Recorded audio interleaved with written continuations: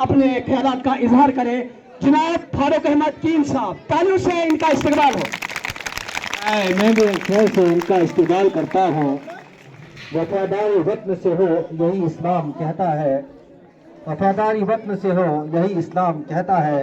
हम अपने दिल के हर गोशे में हिंदुस्तान रखते हैं।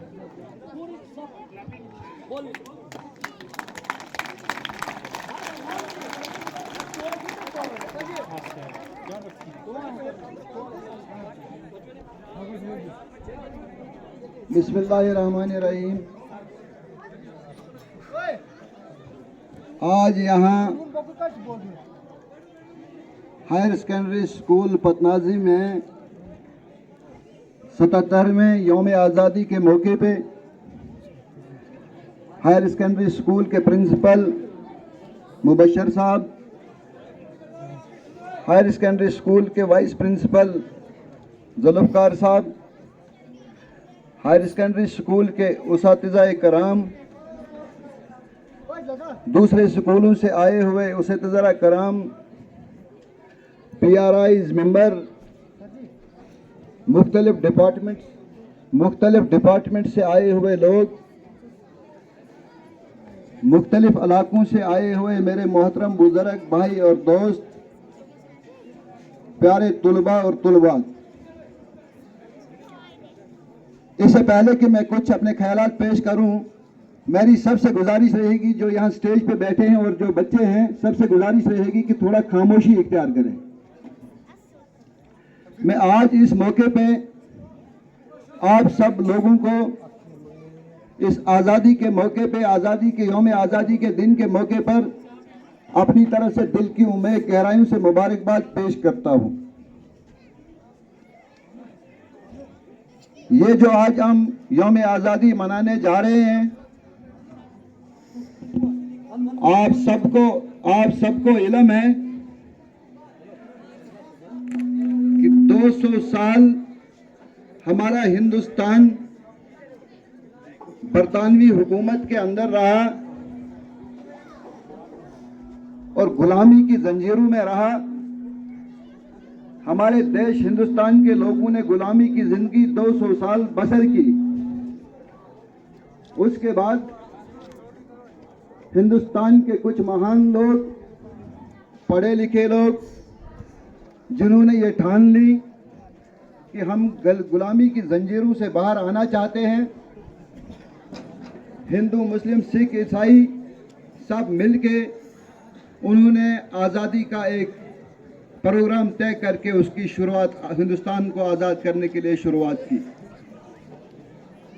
जिन लोगों ने इसमें हिस्सा लिया उसमें महात्मा गांधी जी, जिसका आपको पूरा पता है, सबको पता है, बापू गांधी के नाम से भी जाना जाता है, सरदार पटेल सिंह, चंद्र बोस, डॉक्टर चंद्र बोस, मौलाना अबुल कलाम आज़ाद, बहादुर शाह जफर, इसी तरीके से बहुत सारे लोग जो हिंदुस्तान के कुछ पवित्र लोग, मुख्तलिफ रिलीजियस के लोग, जिसमें हिंदू रिलीजियस, मुसलमान रिलीजियस, सिख रिलीजियस के लोगों ने कुर्बानी दी और कुर्बानी के बाद 200 साल के बाद बरतानवी हुकूमत से हिंदुस्तान को आज़ाद करवाया। 1947 में हिंदुस्तान को आज़ाद करवाया। 1947 से लेकर आज तक इस 15 अगस्त की तारीख को याद किया जाता है और इसको बड़ी धूमधाम से पूरे हिंदुस्तान में मनाया जाता है। उसी 15 अगस्त को उनकी याद में आज हम भी यहाँ इस 15 अगस्त को बड़ी धूमधाम से मना रहे हैं। यहाँ से ये सबक मिलता है, जो अभी मैंने नाम गिने, यहाँ से ये सबक मिलता है कि कोई भी काम करना होगा उसके लिए हम सबको एक होके जदोजहद करनी होती है और कुर्बानियां लगती हैं, मेहनत लगती है और फिर वो दिन दूर नहीं होता है कि हम कामयाबी की मंजिल को पा लेते हैं। यहाँ से ये सबक मिलता है कि आपसी इत्तेफाक और इत्तेहाद कितना ज़रूरी है, आपसी तालमेल कितना ज़रूरी है, आपस में मिलजुल के ज़िंदगी बसर करना कितना ज़रूरी है। यहाँ से ये सबक मिलता है कि जब तक ये कौम एक होके, हिंदू मुस्लिम सिख ईसाई एक होके इस देश में न रहेंगे तो तब तक हमारा देश आगे बढ़ नहीं सकता है। हमारे लिए सबक है जो हमारे बुजुर्गों ने कुर्बानी दी है, एक होके कुर्बानियाँ दी हैं और देश को आज़ाद किया है। हमें देश को आज़ाद करने की ज़रूरत नहीं है, हम सबको मिलके, यहाँ के बुजुर्ग को, यहाँ के जवान को, यहाँ के यूथ को, यहाँ के बच्चों को, हम सब की ये ज़रूरत है कि इस देश को आज़ाद न करना है हमने, बल्कि हम आज़ाद मुल्क में रह रहे हैं, बल्कि इसको आगे लेना है, इस देश को तरक्की की राह पे लेना है। उसमें हम सब लोगों का इसमें सहयोग होना लाजमी है। हमारा देश तब तरक्की कर सकता है जब यहाँ का युवा, यहाँ का बुजुर्ग, यहाँ का जवान, यहाँ के बच्चे अपने दिल में ये ठान लेंगे कि हमने अपने देश के लिए कुर्बानियाँ देनी हैं, अपने देश को आगे लेने के लिए काम करना है। और देश को तरक्की की राह पर लेने के लिए सबसे ज़रूरी चीज़ जो है वो तालीम है। आज यहाँ जो बच्चे हमारे बैठे हैं, ये आज के बच्चे कल के शहरी हैं। आज हम सब लोगों के हाथ में जो कमांड है, आने वाले कल में आप ही लोगों के हाथ में ये कमांड होगी, लेकिन तब आप इसको चला पाओगे, तब आप देश को आगे ले पाओगे, तब आप खुद भी तरक्की कर सकते हो जब आपको तालीम होगी। तालीम कितना ज़रूरी है, इस वक्त डिजिटल ज़माना है, आपको पूरा इल्म है कि अगर तालीम नहीं है तो इस वक्त हमारे पास फिर कुछ भी नहीं है। डिजिटल ज़माना है, कंपटीशन का दौर है, कॉम्पिटिटिव ज़माना है। कोई भी एम्प्लॉयमेंट बगैर कंपटीशन के नहीं मिलती है, और कोई भी डेवलपमेंट जब तक पढ़ा लिखा आदमी सामने न हो, कोई भी डेवलपमेंट नहीं हो सकती है। कुल मिला के कोई भी काम करना हो, चाहे मजदूर ही पढ़ा लिखा क्यों ना हो, लेकिन पढ़ाई बहुत ज़रूरी है। सबसे ज़्यादा हम सबको मिलजुल के, बच्चों को और बच्चों के पेरेंट्स को सबसे ज़्यादा जो इंटरेस्ट देनी है वो तालीम पे देने की ज़रूरत है। तालीम के बाद, तालीम के साथ साथ आज का दौर जो है, आज के हमारे बच्चे, आज के हमारे जवान कुछ गलत सोसाइटीज़ में बैठ के अपने आप को कहीं किसी हद तक बर्बाद भी कर रहे हैं।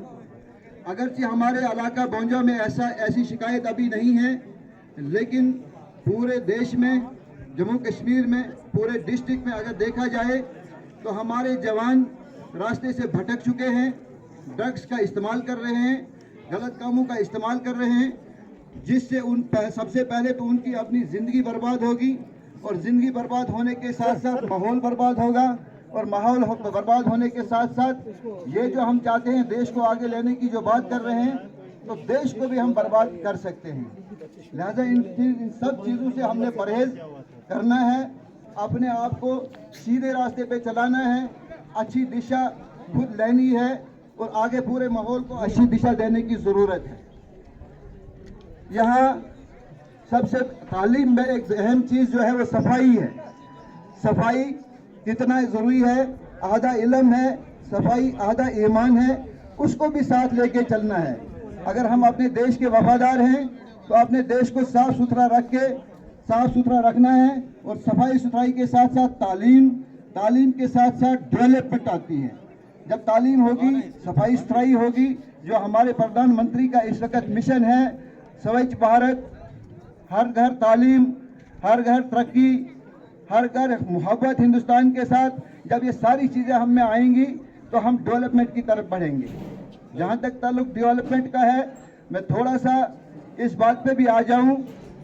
मुझे याद है एक वक्त ऐसा था कि यहाँ हमारे पास हायर सेकेंडरी स्कूल नहीं था। इस हायर सेकेंडरी स्कूल के लिए हम किस तरीके कितने तड़पते थे, तरसते थे। हमारे जवान बच्चे, हमारी जवान बच्चियाँ यहाँ से पैदल हायर सेकेंडरी स्कूल बिनून जाती थी। और जब मुझे वो वक्त भी याद है कि जब हम कभी अपनी बच्चियों को पैदल बिनून जाते देखते थे तो तरसते थे कि वो दिन कब आएगा क्या हमारी आंखें भी ये देखेंगी कि यहाँ हायर सेकेंडरी स्कूल होगा और हमारी बच्चियाँ अपने नज़दीकी हायर सेकेंडरी स्कूल में जाएंगी और वापस दोपहर का खाना आके अपने घरों में खाएंगी। अल्लाह ने वो भी दिखाया, अल्लाह ने वो भी दिखाया। आपकी दुआओं से, आपकी मेहनत से हमने कोशिश की, मिलजुल के हमने कोशिश की और अल्हम्दुलिल्लाह मैं अपने ही दौर में इसको लाने में कामयाब हो गया। मैं आपको मुबारकबाद पेश करता हूँ, मैं आपको मुबारकबाद पेश करता हूँ कि आज हमारे बच्चे जो यहाँ से 10वीं पास करते थे, आगे की तालीम हासिल नहीं कर सकते थे, मजबूरन वो घरों में रहते थे। अल्हम्दुलिल्लाह अगर आज का बच्चा जो 10वीं पास करके घर में रुकता था, ऐसा नहीं है, कम से कम वो 12वीं पास करके अगर मजबूर है, जाने के काबिल नहीं है, उसकी गुर्बत है, उसके वालिदैन उसको पहुँच नहीं पाते हैं, तो लेकिन कम से कम पतनाजी से ही 12वीं पास करके घर बैठ जाते हैं और 12वीं पास करके कम से कम उनका कुछ बुनियाद बन जाती है। लिहाजा मैं आपको मुबारकबाद पेश करता हूँ, लेकिन खाली इतना मुबारकबाद नहीं कि हायर सेकेंडरी स्कूल पतनाजी हमने लाया, इसको कामयाब करना हम सब का काम है। कामयाब ये नहीं कि यहाँ बच्चे हैं या नहीं हैं, बच्चे तो आ जाएंगे, लेकिन कामयाबी का मतलब वो है कि हम यहाँ से अपना कुछ अच्छा रिजल्ट दिखाएं, क्योंकि आज